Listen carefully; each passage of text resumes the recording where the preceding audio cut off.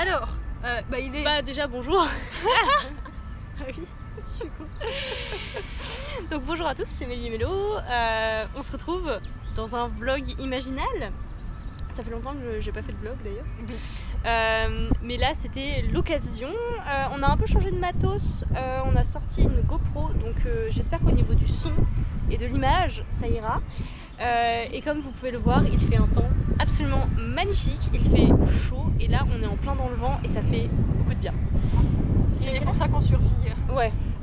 Il est 11h50, on est arrivé à 10h et quelques. Et on a déjà fait les auteurs principaux qu'on était venus voir.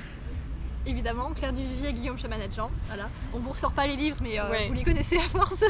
L'idée c'était de faire dédicacer ceux qu'on avait reçus après notre dernière rencontre. Je sais plus quand est-ce qu'on le lisait. En octobre, aux Imaginales d'octobre. Et puis moi de mon côté j'avais un autre objectif en termes de dédicace. C'était Stéphane Plateau avec du coup Manèche. Comme on a déjà parlé de Manèche et de ma galère à trouver les 4 livres dans cette édition. Et ils y étaient. C'est facile à trouver du coup. Voilà, et pas à 72 balles le bouquin. Important. Et donc ça c'était côté signature. Stéphane Plateau très sympa, Claire et Guillaume comme d'habitude on les adore hein. Et Stéphane Plateau sympa. Bon il fait des petites blagues, je suis pas sûre d'avoir tout compris sa blague mais c'est pas grave. Je me suis sentie un peu bête, j'étais en mode oups. Mais ouais non sinon très sympa et j'ai vraiment encore plus hâte. C'est toujours en fait cet effet là quand on rencontre les auteurs on a encore plus hâte je trouve de lire leurs romans.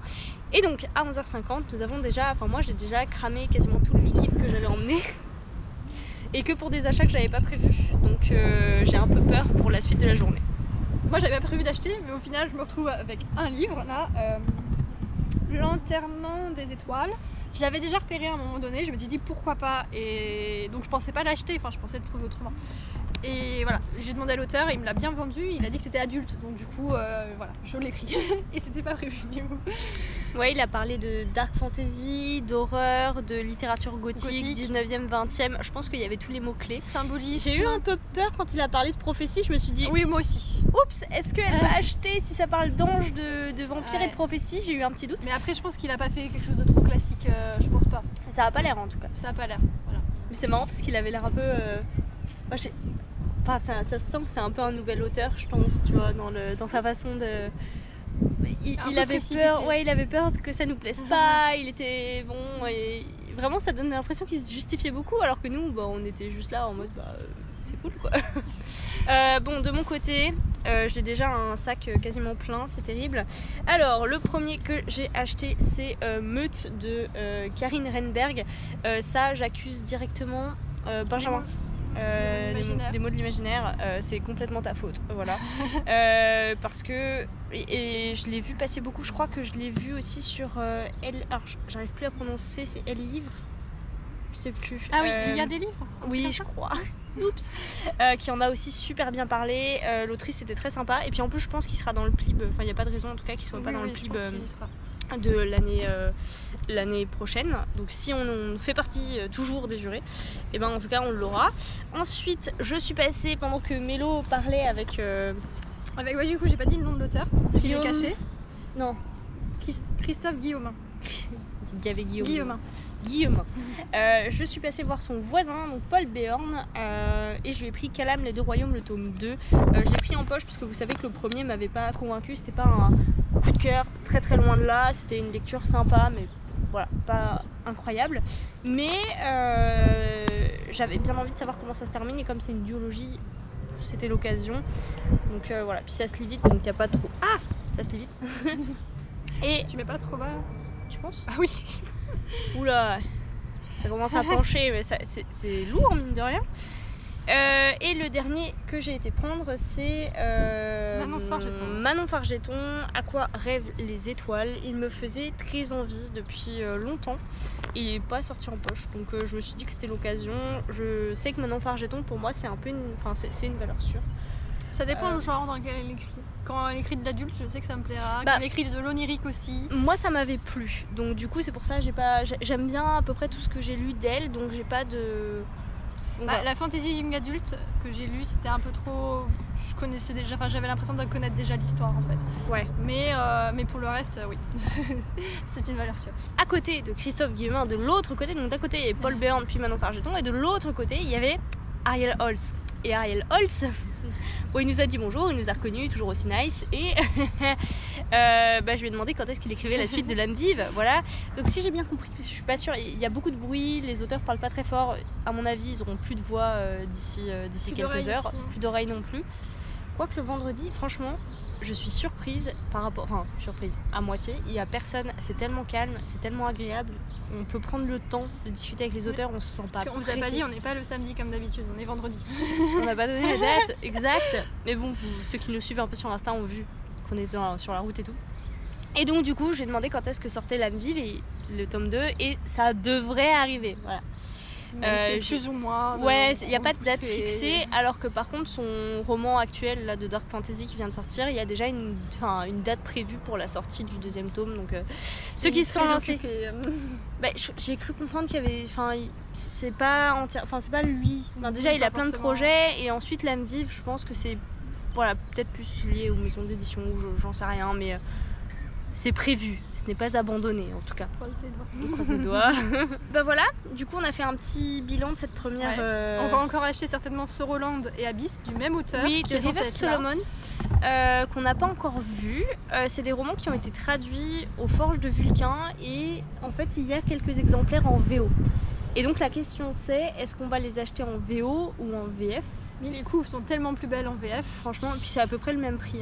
J'ai regardé rapidement, c'est pas... Ouais, mais c'est con, si à chaque fois que j'ai une possibilité de lire en VO, je repousse et je prends de la VF, c'est dommage quoi. Mais après, je connais pas la plume, je sais pas si c'est de l'adulte ou pas. Je sais pas. Donc, voilà, donc je pense que je vais le prendre en français de mon côté. Moi, je pense prendre Abyss et moi Soroland. Voilà, et puis après, on fera un petit échange en fonction. Moi, de mon côté, il me reste à voir et à acheter. Les Dieux sauvages de Lionel Davoust. Ça c'est vraiment celui que j'aimerais beaucoup voir cette année parce qu'il m'a été beaucoup recommandé, j'en ai entendu beaucoup de bien, c'est de la fantaisie adulte, francophone, tout ça.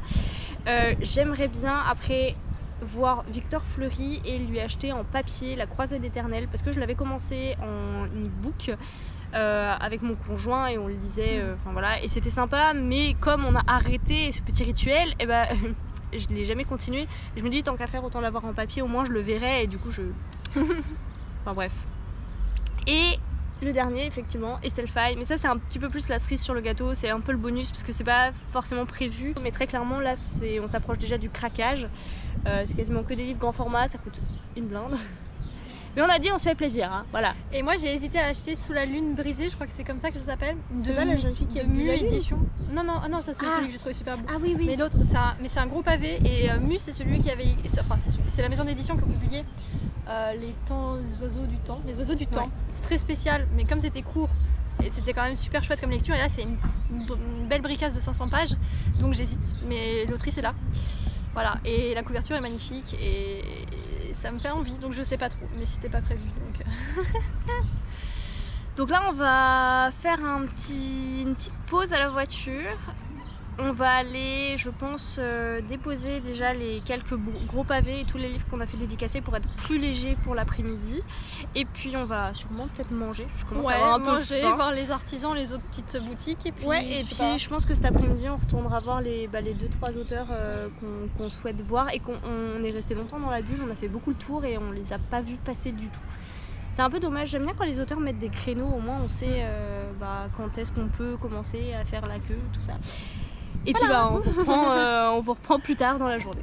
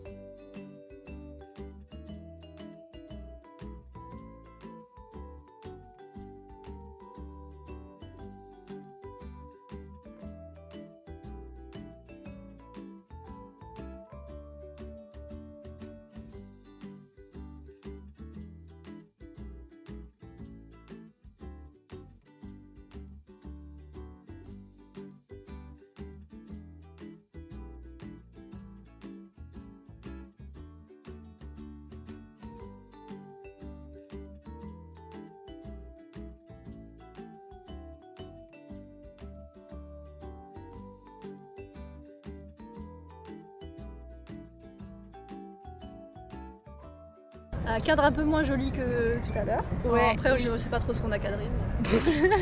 Bon là en tout cas c'est un autre chapiteau tout moche. On a mangé, On a mangé. tranquillou, et après on a été faire un petit tour à un bar à chat que Mélo avait repéré. Sister of the Moon. Ouais, et c'était très sympa. Ouais. Et je vous avais parlé, je crois, de l'expérience bar à chat que j'avais fait donc à Nancy qui m'avait beaucoup déçue. C'est le voyage à deux dragons qui vous parle. Et là pour le coup c'était très sympa, et on a pris, alors après on est revenu à la tente et j'ai réussi à voir Victor Fleury, ou c'était avant, je sais plus d'ailleurs, c'était avant je crois. Ah oui, C'était c'était en avant. revenant Ouais. de déjeuner. Et je lui ai pris La prêtresse esclave, son tome 1, et là on vient d'aller voir Estelle Faye, et je lui ai pris un livre qui est sorti il y a longtemps, qui avait pas mal fait parler de lui à l'époque, c'était La Voix des oracles, que j'avais jamais tenté et qui me tente fortement. Et moi, du coup, j'ai pris Sous la lune brisée. Elle est belle, la couve. Et on m'a dit que c'était un page turner, donc j'espère que c'est vrai, parce que 500 pages de science-fiction, si c'est pas un page turner, ça va être dur. Voilà, et ben on attend les 2 derniers auteurs. Victor, Qui ne sont pas encore là. Victor Fleury, n'importe quoi. River Solomon, qui était en conférence jusqu'à 15h30, et donc là il est bientôt 16h, donc on attend de voir si elle va revenir. Et Lionel Davoust qu'on n'a pas vu de la journée, littéralement. Ça fait 10 heures qu'on est là, enfin pas 10 heures, on est là. Non, ok, on est là depuis 10 heures. On a passé beaucoup trop de temps sous cette tente, il fait très chaud, et lui, bah, on l'a pas vu une seule fois. Voilà, donc on vous fera un petit update quand on aura terminé.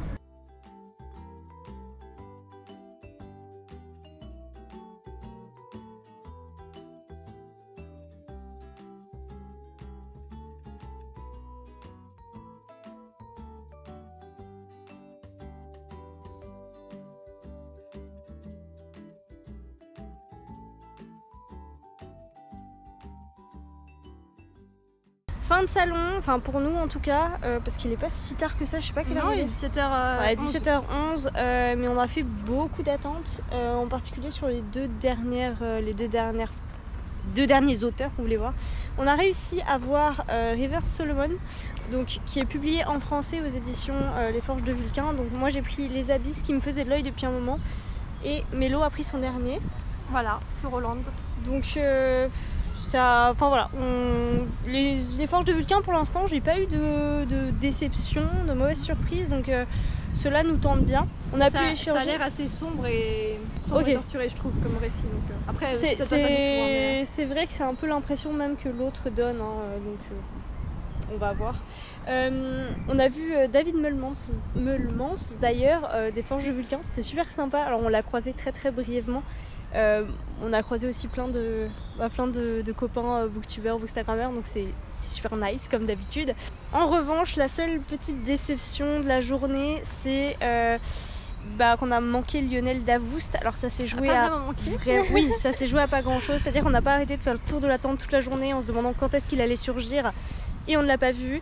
Et après avoir fait le tour des petits ateliers et traversé la tente une dernière fois en direction du parking pour rentrer, et ben il était là. Avec une queue immense, on a fait la queue. Ouais, alors il y avait est parti. immense, une queue d'une dizaine de personnes, et il restait 4 personnes devant nous, et à ce moment-là il est parti parce qu'il avait un travail de traduction à aller faire. Et en fait je suis un peu déçue parce que je me dis il pourrait au moins afficher les horaires où il est présent pour faire la dédicace, parce que ça éviterait qu'on attende, qu'on fasse le pied de grue et qu'on se dise là il n'y aura pas le temps en fait. Donc bon, c'est pas sa faute, hein, mais juste en termes d'organisation, il y a certains auteurs qui le font, qui indiquent les horaires auxquels ils sont en dédicace. Enfin voilà, c'est une petite déception, j'aurais bien aimé le croiser, mais du coup on a croisé Fabien Serrouti qui était juste à côté de lui. Et il a m'a l'air très sympa et Ouais. il pitche très bien ses romans. Ouais, c'était très chouette. Après c'est de la médiévale. Fantasy. Ouh. Fantastique. Alors lui il appelle ça du fantastique médiéval. C'était bien pitché, maintenant j'ai peur, vu surtout la taille des bouquins, que ce soit extrêmement dense. Et bon voilà, du coup je n'en ai pas pris là tout de suite, mais quand l'occasion se présentera éventuellement, j'irai. Mais voilà, petite déception pour Lionel Davoust. Et voilà, et du coup c'est la fin là-dessus pour qu'on nous. conclut Ouais. ce vlog. Voilà, c'était chouette. Un peu moins chouette que là il y a 3 ans, je trouvais. Même si la météo était un peu plus nulle. En termes d'artisans, j'ai trouvé des choses Ouais. un peu moins à mon goût, mais c'est pas grave. Pareil, on n'a pas eu de gros grosses choses sur lesquelles on aurait pu craquer, où on a dû se retenir au niveau artisanat. Ah oui, au niveau artisanat. Artisanat, cette année. Ouais. Par contre, au niveau livre, moi je suis contente. On a quand même trouvé des trucs fausses. Voilà, alors que c'était pas prévu, on s'est arrêté, on a vu des auteurs qu'on pensait pas forcément voir, et ça c'est toujours le truc chouette en salon en fait, qui arrive plus facilement qu'en librairie. Donc ça c'est le côté très très cool. C'est la fin pour nous de cette édition des Imaginales 2022. On sait qu'il y en a qui vont encore en profiter pendant 2 jours, on est très contents pour eux. Mais en même temps, moi je commence à avoir bien mal aux jambes, la chaleur ça nous a séché. Donc je leur souhaite bon courage. Et puis sur ce, on vous souhaite à toutes et à tous de très belles lectures.